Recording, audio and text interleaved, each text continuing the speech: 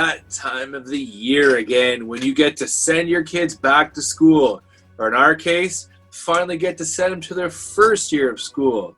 Welcome to Survive in Real Life, and this is our Top 10 edition. Today's episode, we're doing Top 10 things parents should take into account before they send their kids to school. And if you like what we're doing, don't forget to like, share, and subscribe to our page. So today's number 1, or I guess number 10 if we're starting backwards, is get your shopping done now. Beat the lineups, guys. I mean, pencils and crayons and notebooks and jeans. I don't know about you guys, but my kids have definitely grown. I mean, if you know my size, I'm 6'6", so I mean, it's bound to happen. But I'm sure your kids, and it's happened in summertime, they're growing. It's time to shop. Beat the lineups. Yeah, I mean, I haven't gotten my list of things I need from school yet, so we're just kind of getting all those essentials because I know that my son's going to burn through a ton of pants, socks, and he's doing an outdoor program this year, so he needs extra outdoor things. So we're getting started now. So the next thing is on our list is to prep for hybrid learning. Now, if you've watched our other video, and if not, don't forget to check it out on surviving online education. A lot of schools are opening up, and kids are going to have to do some of their days in the class, some of their days in online learning environments. So start now so that you're ready to help your kids out. Start thinking about what hybrid learning is going to mean for your family. One of the cool things about going back to school that they've recommended for teachers is to teach outside.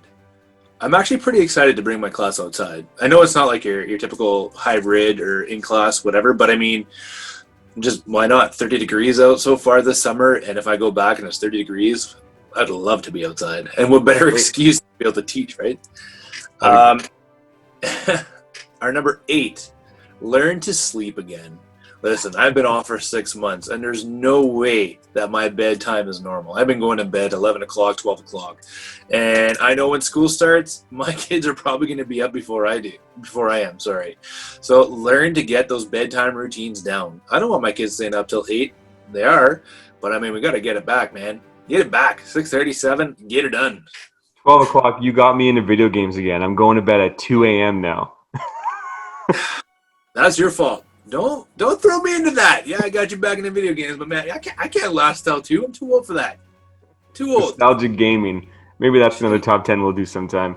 The next one on our list is get ready for kid drama.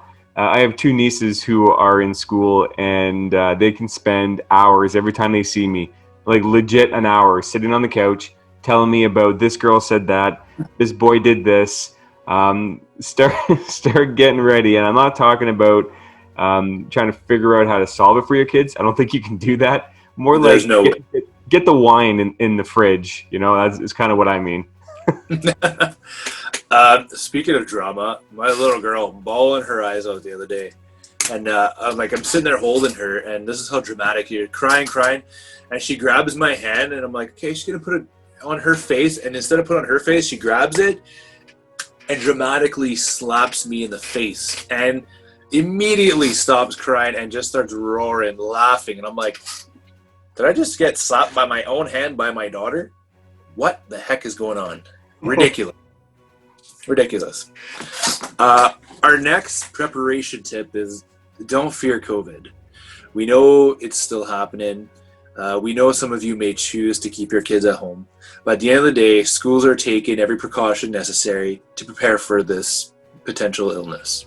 The masks are there. The hand sanitizing's there. The social distancing will be there. And I'm saying that as a teacher. So don't fear it. We're ready for it. At least that's here, right? Not all schools are doing as well as you guys are. But it makes me feel good sending my kid to school here. Yeah. So this one's kind of tied in with that because of the way that we're going back to the classroom. If you have kids of different age groups, get ready for a different experience.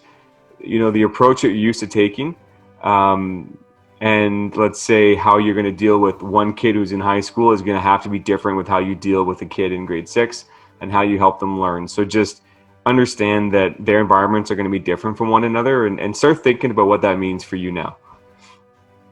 Is this the new normal? Yeah. That's what I started thinking about. That's kind of scary. If school is not the way I remember it, it's going to be weird for me to. I mean, I've always envisioned my kid going back to going to a certain thing, right? Yeah. So anyway, we'll see how it goes. Our next tip is, as Mel Gibson would say, freedom. Every Enjoy time not you have having this one random. enjoy not having to be around your kid 24/7.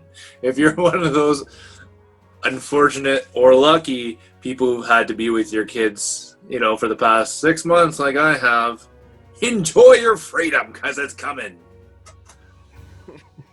I can't. I've never been so excited to go back to the office. Oh.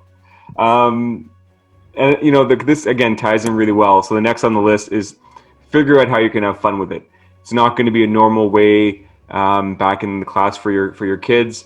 If they have to spend time online or time away from their friends, figure out how you can still make the experience fun for them. Better to think about it now than reacting to it later. So that's something to keep in mind. My number, what are we at? Like number two tip. And I know I said enjoy your freedom, but I'm going to go the opposite. Enjoy your last couple weeks with them. Embrace chaos. Enjoy the love that they bring and the moodiness, the drama, the crying, whatever.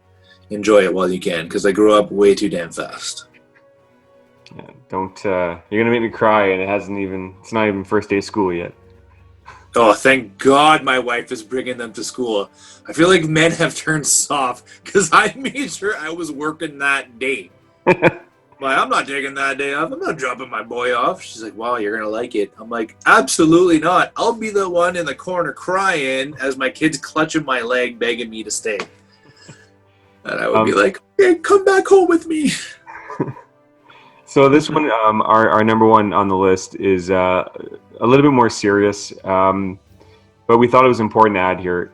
Obviously, the last 6 months, like this year, has been a wild ride with everything that's happened with the virus and all of that. But there are a lot of social issues that have been brought forward, rightly so, specifically Black Lives Matter and what's happening there with those protests. Talk to your kids about these things in a way that they understand and in a way that's appropriate for them. But when you go to school and you're surrounded by all these different opinions and kids that are saying different things, if your kids aren't aware of what's going on in some way, they're at a bit of a disadvantage and they're going to be hurt, or they're going to say something inappropriate, or they may inadvertently bully someone without knowing what they're saying. So it may be a hard conversation, but talk to your kids about what's going on in an appropriate way for them and their age and their situation, so that they're equipped to go to school and be around a lot of exposure. Absolutely. So these are some of our top 10 things to keep in mind when you're going back to school or sending your kids to school for the first time, if you're like Daryl and I. But we want to hear from you. So leave your top 10 list in the comments below and share your thoughts on other top 10s you'd like us to do in the future. As always, if you enjoyed the video, please like it, share it, and subscribe to our page for more great content. And we look forward to seeing you on another episode of Survive in Real Life. And please give us some tips on how to deal with your kid's first day without bawling like a little baby. I don't know that there are any tips for that one, D. I think we're just going to have to suck it up. Until next time. Bye, guys.